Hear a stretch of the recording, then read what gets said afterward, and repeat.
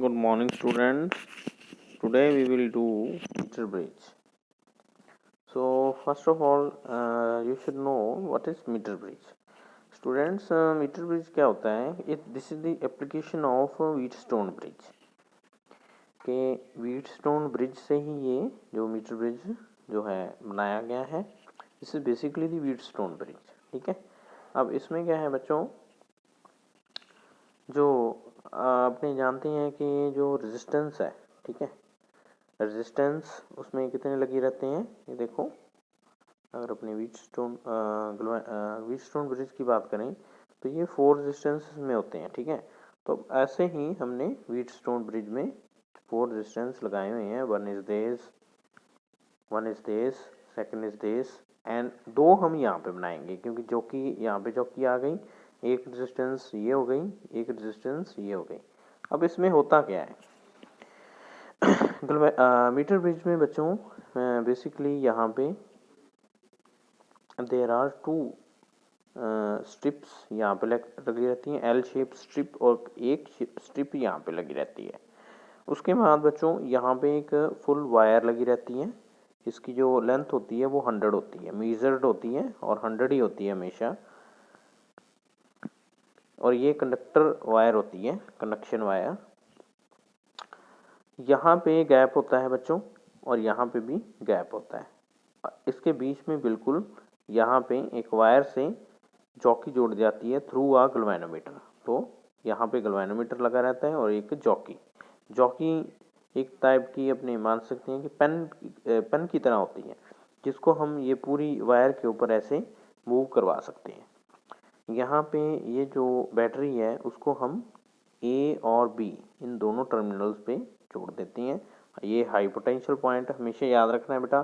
जो 0 है, देखो ऐसे स्केल यहाँ पे लगा रहेगा. ठीक है, 100 का स्केल ऐसे करके, और यहाँ पे 100 के स्केल का 0 होगा, यहाँ पे 100 के स्केल का 100 होगा. ठीक है, आपने 0 को हाई पोटेंशियल बनाना है और इसको लो पोटेंशियल थ्रू अ की. तो यहाँ पे की भी लगाओगे आप.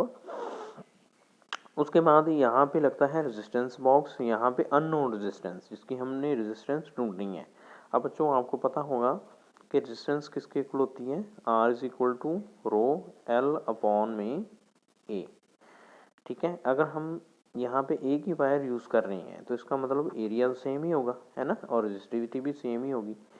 अब अगर अपने मान लो जॉकी, अब हमने यहाँ पे क्या करना है बच्चों, यहाँ पे इस जॉकी को मूव करवा के एक बैलेंस पॉइंट ढूंढना है. बैलेंस पॉइंट जैसे हमने गल्वेनोमीटर में पढ़ा था कि एक बैलेंस पॉइंट होता है जिस पे गल्वेनोमीटर की रीडिंग 0 हो जाती है.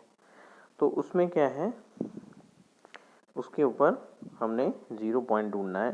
सपोज करो हमारा ये 0 पॉइंट आ गया. ठीक है, अब ये है लेंथ L और ये है लेंथ, बिकॉज ये L है, पूरी 100 है, तो ये कितनी होगी 100 माइनस L. तो बच्चों यहाँ पे अगर अपने देखेंगे तो इस वायर की रेजिस्टेंस कितनी हो जाएगी, इस पार्ट की रेजिस्टेंस. तो अगर मान लो इसकी resistance for example it is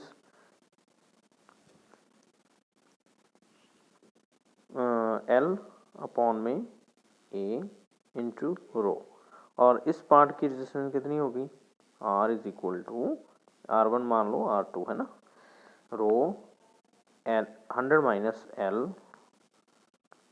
upon में A.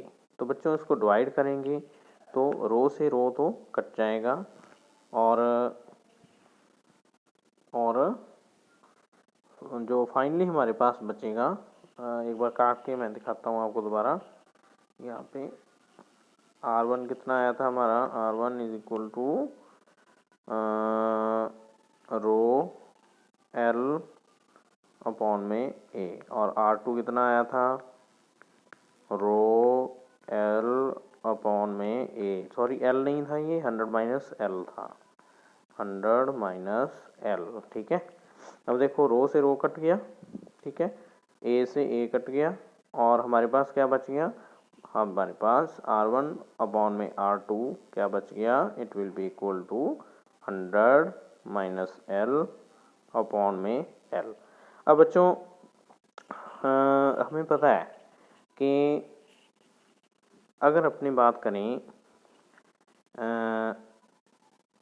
गैल्वेनोमीटर की या व्हीटस्टोन ब्रिज की, तो बच्चों यहाँ पे जो आपकी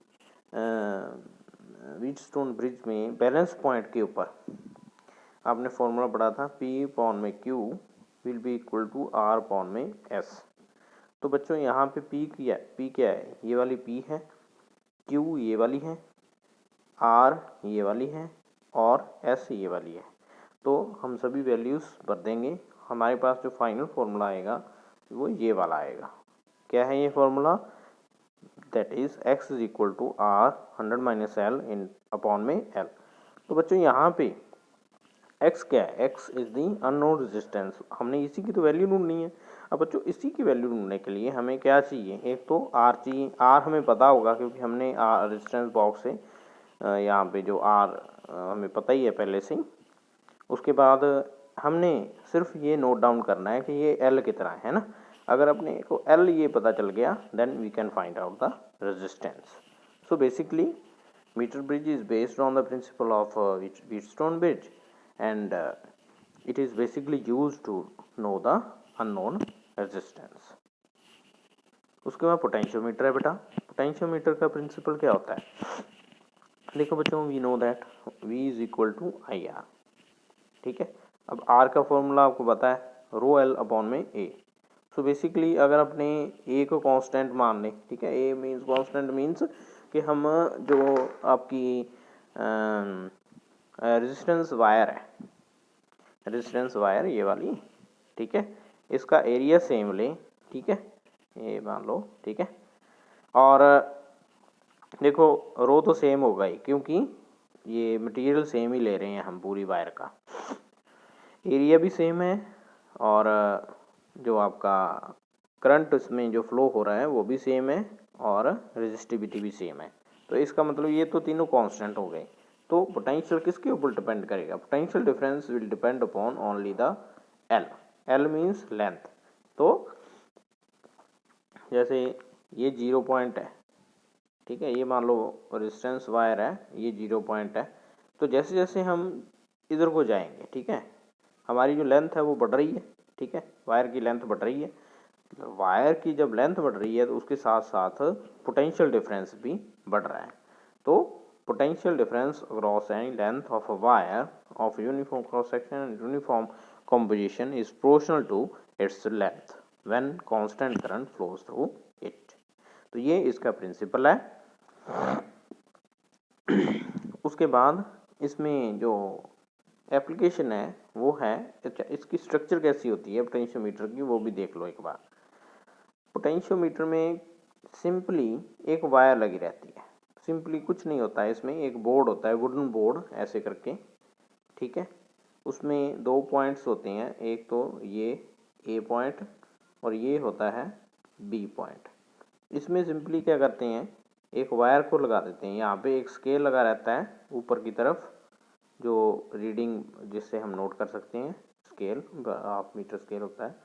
उसके बाद इसमें ऐसे वायर जाती है, उसके बाद ऐसे और फिर ऐसे और फिर ऐसे आके वो B पॉइंट से उसको कनेक्ट कर देते हैं। तो सिंपली इसमें कोई कुछ नहीं है, बस एक रेजिस्टेंस वायर को हमने लगा रखा है और this is called the potentiometer. बस इसका यूज़ क्या है, यूज़ इसका आगे हम पढ़ते हैं।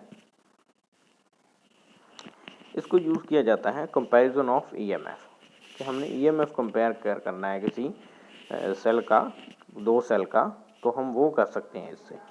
तो balance point is obtained for the cell when the potential at a point on the potentiometer wire is equal to opposite to the EMF of the cell. तो बच्चों इसमें बेसिकली क्या करते हैं हम, पोटेंशियल EMF ढूंढना है। तो बच्चों EMF किसके इक्वल होता है? तो बेसिकली अगर अपने EMF ढूंढना चाहते हैं तो EMF आपने पढ़ा था ना सेल में, उसका फॉर्मूला क्या होता है, E is equal to V minus IR, है ना, यही फॉर्मूला था ना।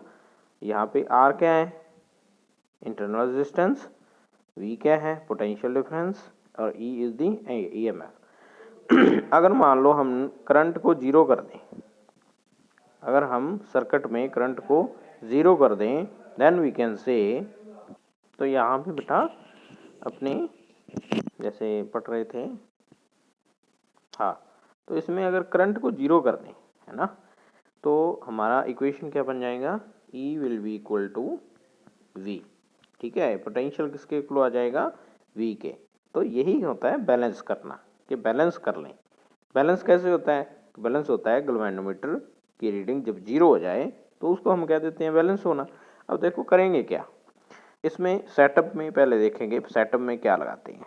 एक तो होता है बेटा बैटरी, ठीक है, बैटरी का पॉजिटिव टर्मिनल हम ए से जोड़ते हैं, ठीक है, ए पॉइंट 0 पॉइंट होता है, ठीक है, जैसे ऐसे चलती है ना, ये जैसे 100 का स्केल लगाते हैं, ठीक है, 100 का स्केल है, तो बच्चों 100 का स्केल है, उसका 0 पॉइंट ये हो गया, ठीक है, और 100 पॉइंट ये हो गया, ठीक है, उसके बाद फिर इधर को चलेंगे, ठीक है, तो ये कौन सा पॉइंट हो गया 200, उसको इस इधर को चलेंगे तो ये पॉइंट 300 और ये 400, तो A point 0, B point 400।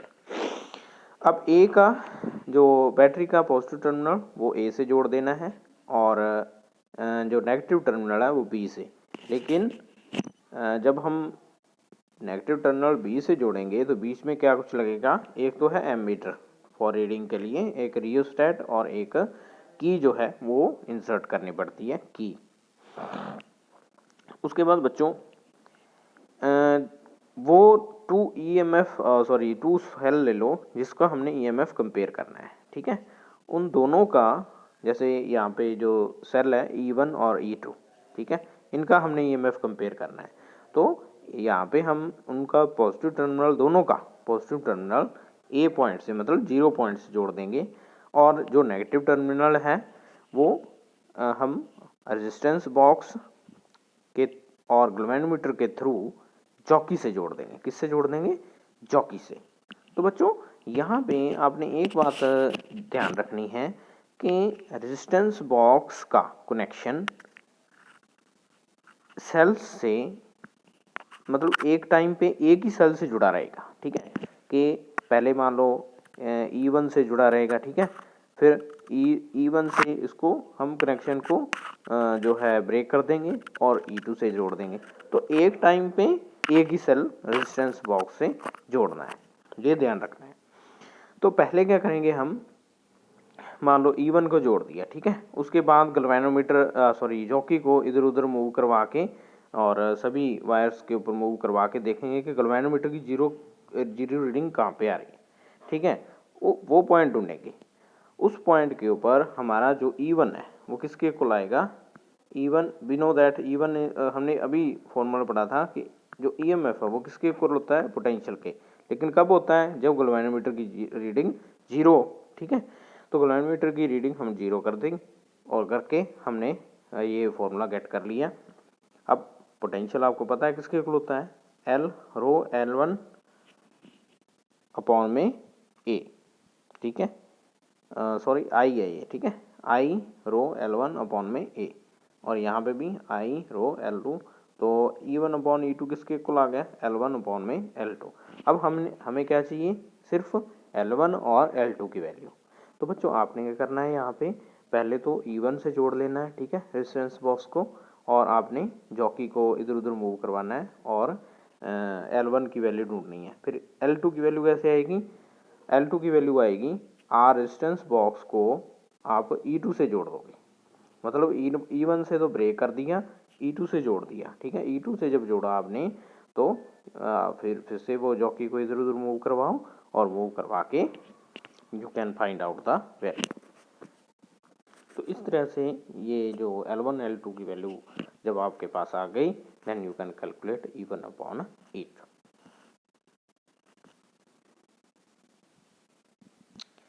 Next topic is sources of EMF। तो बच्चों आपको जैसे मैंने पहले बताया था, electromotive force is the maximum potential difference between the two electrodes, ठीक है, when no current is drawn from the cell. अगर कोई करंट नहीं फ्लो हो रहा तब जो EMF होता है जो पोटेंशियल डिफरेंस होता है सेल के दोनों टर्मिनल्स के ऊपर, वो होता है ईएमएफ। अब कंपैरिजन करेंगे ईएमएफ और पोटेंशियल डिफरेंस का। ईएमएफ इज मैक्सिमम पोटेंशियल, जो आपको बताया जब कोई करंट फ्लो नहीं हो रहा। अब पोटेंशियल डिफरेंस क्या है? Potential difference is the difference of potentials between two points in a closed circuit. जब सर्किट क्लोज हो जाए, मीन्स करंट फ्लो होना स्टार्ट हो जाए। EMF is independent of resistance. ये रेजिस्टेंस के ऊपर डिपेंड नहीं करता, लेकिन potential difference is proportional to the resistance. EMF is used only for source of EMF, but it is measured between any 2 points in the circuit. उसके बाद EMF it is always greater than the potential difference। ठीक है, ये हमेशा potential difference से ज़्यादा होता है। Potential difference is greater than EMF when cell is being charged।